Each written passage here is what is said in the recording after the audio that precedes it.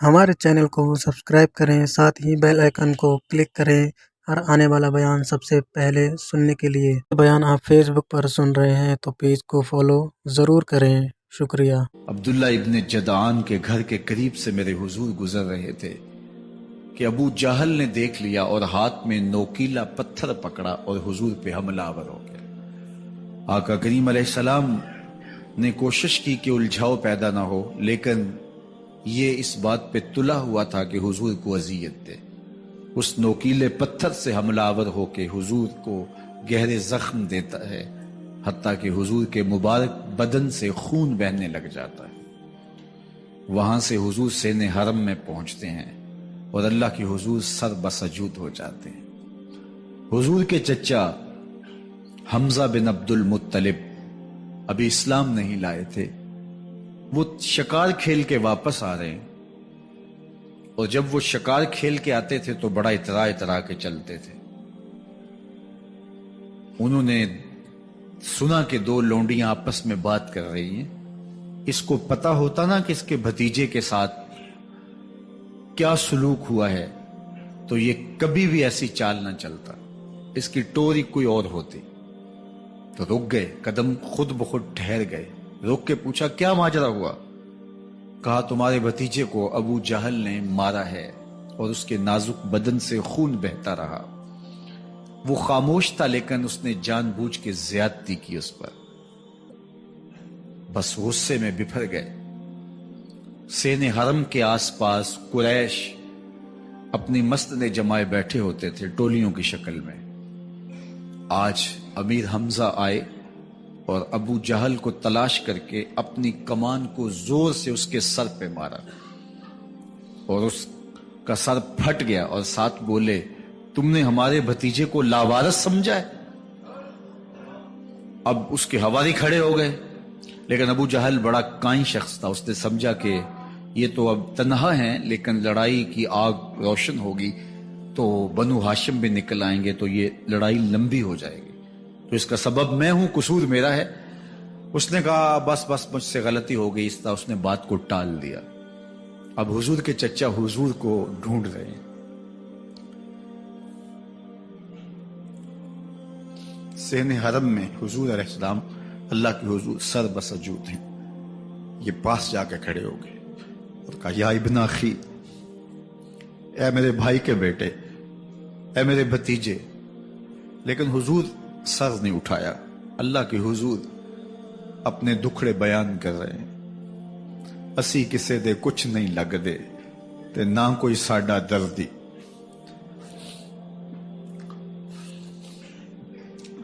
اللہ کے محبوب علیہ السلام اللہ کے حضور سر بسجود ہے۔ انہوں نے پھر کہا یا ابن اخی، اے میرے بھائی کے بیٹے، اور انہیں بے چینی ہے کہ بتاؤں کہ حوصلہ رکھو میں تمہارا بدلہ لے لیا، لیکن حضور سر نہیں اٹھا رہے۔ تیسری مرتبہ پھر آواز دی تو حضور نے سر اٹھایا، آنکھیں آنسوں سے بھری ہوئی تھی۔ تو برجستہ کہا بھتیجے میں تمہارا بدلہ لے لیا۔ میرے حضور نے فرمایا چچا مجھے اس کی کوئی خوشی نہیں ہوئی۔ یہ حیرت زدہ ہو گئے کہ اتنا بڑا کام، اس وقت مکے کا اتنا بڑا سورما، اور میں اس سے ٹکرا کے آیا ہوں اور یہ کہہ رہے ہیں مجھے کوئی خوشی نہیں ہوئی۔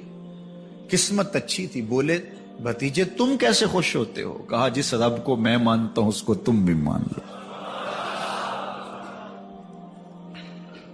تو امیر حمزہ کی قسمت اچھی تھی تو آگے بڑھے اور اسلام قبول کر لیا۔ 38 لوگ پہلے مسلمان تھے، یہ 39 میں مسلمان ہو گئے۔ بس ان کا اسلام لانا مسلمانوں کے لیے تسکین قلب کا ساما ہوا۔ حضور کی آنکھوں میں امٹتے ہوئے آنسو، آگے بڑھے، کعبے کو غلاف کو پکڑا، کہا اللہم اعز الاسلام باحب الرجلین الیک بعمر ابن الخطاب اور بعمر ابن حشام۔ اے اللہ ایک شیر دیا ہے، ایک شیر اور دے دے، اب تیری مرضی، یا عمر بن خطاب دے دے یا عمر بن حشام دے دے۔ اگرچہ اس نے میرے اوپر پتھر برسائے ہیں، مجھے زخمی کیا ہے، لیکن اگر دین کی تقویت اس سے ہو سکتی ہے تو مالک مجھے کوئی غصہ نہیں۔ چاہے عمر بن حشام، یہ ابو جہل کا نام ہے، مجھے چاہے ابو عمر بن حشام دے دے یا عمر بن خطاب دے دے، ایک شیر دے دیا، ایک شیر اور عطا کر دے۔ حضور کعبہ کے غلاف سے لپٹ کے اللہ کے حضور دعائیں مانگ رہے ہیں۔ 39 لوگ اسلام لا چکے ہیں، 40ویں کا انتظار ہے۔ اللہ کے محبوب علیہ السلام کی دعائیں ہیں، حضور کی التجائیں ہیں۔ ادھر یہ خبر پورے مکے میں پھیل جاتی ہے کہ حمزہ بھی ایمان لے آئے۔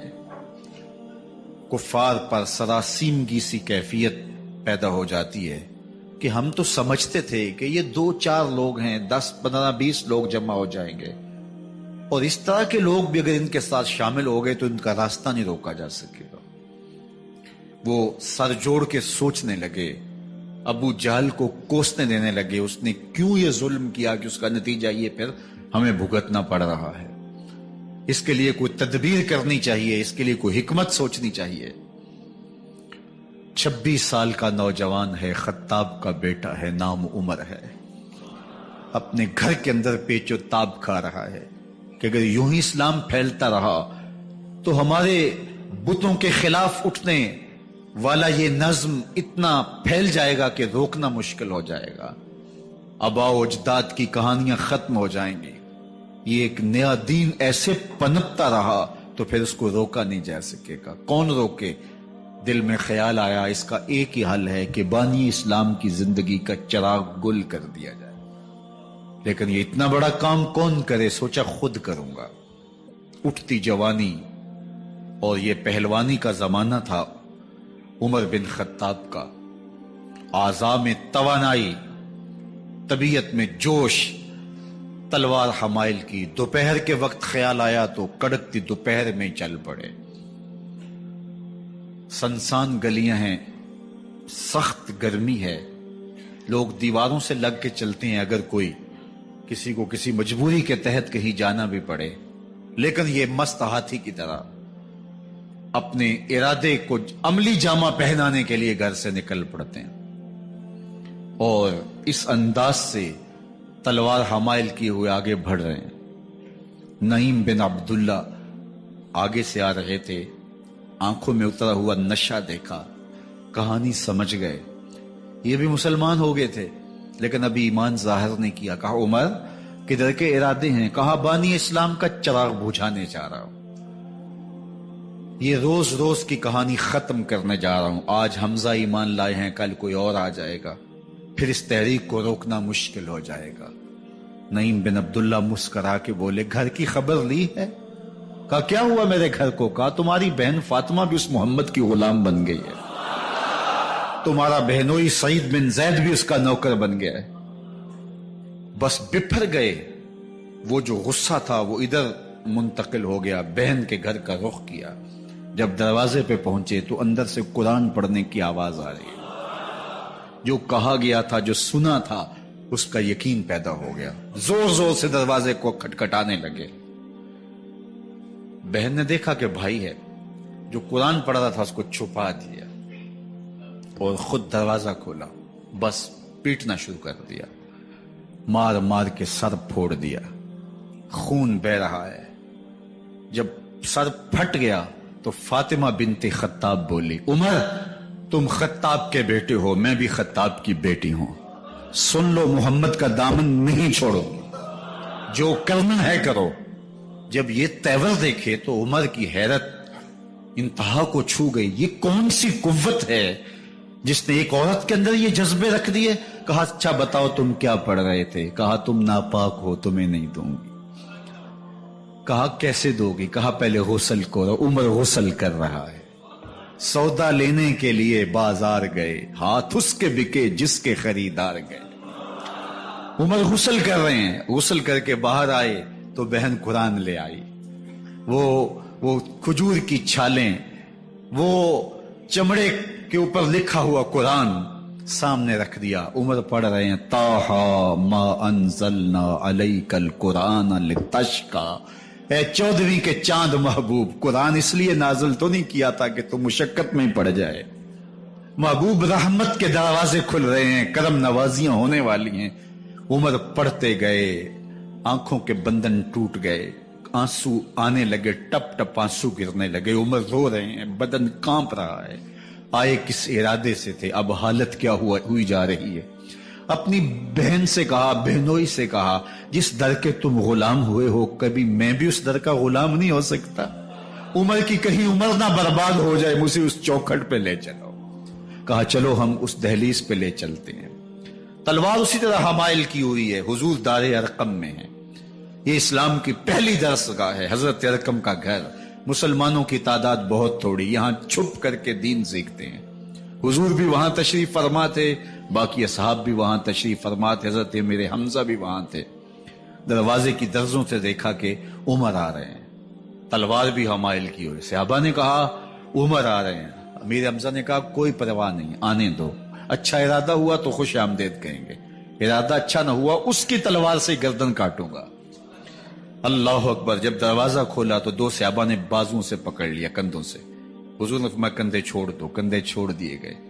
आका करीम अलैहिस्सलाम ने उनके गले के अंदर जो कपड़ा था उसको पकड़ के झटका दिया, अस्लिम उमर, उमर इस्लाम लाओ। अल्लाह अकबर। और साथ हुजूर ने हजरत उमर के दिल पे हाथ रखे, अल्लाह महदे कल्बा, अल्लाह उमर के दिल में हिदायत डाल दे।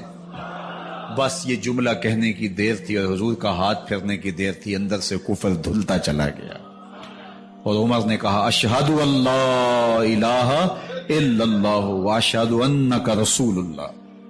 जब ये पढ़ा कलमा तो हुजूर की जुबान से बेसाख्ता निकला अल्लाह अकबर। और सहाबा ने भी अल्लाह अकबर कहा, और इस जोर से कहा कि मक्के की गलियां गूंजने लगी। अब उमर ईमान लाने के बाद हुजूर की खिदमत में हाजिर होके अर्ज करते हैं, हुजूर क्या हम हक पे नहीं हैं? फरमाया हम हक पे हैं। क्या अल्लाह का दीन सच्चा नहीं है? फरमाया अल्लाह का दीन सच्चा है। कहा कि आप अल्लाह के सच्चे नबी नहीं हैं? फरमाया मैं अल्लाह का सच्चा नबी हूं। तो फरमाया फिर हम छुप के नमाज क्यों पढ़े? कहा कि उमर तुम जानते हो हिकमत है, इतने जो है वो हमारी तादाद नहीं और कुफार का जोर जुल्म और सितम। अर्ज की हुजूर हम काबतुल्लाह में जाके नमाज पढ़ेंगे। मुसलमानों की दो सफ़ें बन गई, एक सफ की क़यादत अमीर हमजा कर रहे हैं, एक सफ की क़यादत हजरत फारूक आजम कर रहे हैं, दरमियान में हुजूर चल रहे हैं। और रिवायात में आता है हजरत उमर चलते जाते हैं और साथ ला इलाहा इल्लल्लाह पढ़ते चले जा रहे हैं। और फिर जाके वहां पहुंचे तो वहां जो सनादीद कुरैश थे उन पर सख्ता तारी हो गया। हजरत उमर रदी अल्लाह ताला अन्हु जब ईमान लाए तो आपने एक एक काफिर के घर के दरवाजे पे खड़े होके कहा, जब कोई भी शख्स मुसलमान होता तो कुफार उसको मारते, जोदोकोब करते, जुल्म करते, सितम करते, घसीटते बाजारों में। लेकिन हजरत उमर ईमान लाए तो एक एक शख्स के दरवाजे पर खड़े होकर के कहा कि तुम कमजोरों को मारते थे, मैं तुम्हें बताने आया हूं मैं मोहम्मद अरबी का नौकर बन गया। बल्कि आपने ऐलान किया जिसने अपनी बीवी को, बेवा और बच्चों को यतीम करवाना हो और अपने माँ बाप की कमर को झुकाना हो वो उमर के मुकाबले में आए। बयान अच्छा लगा हो तो लाइक करें, शेयर करें और चैनल को ज़्यादा से ज़्यादा सब्सक्राइब करें।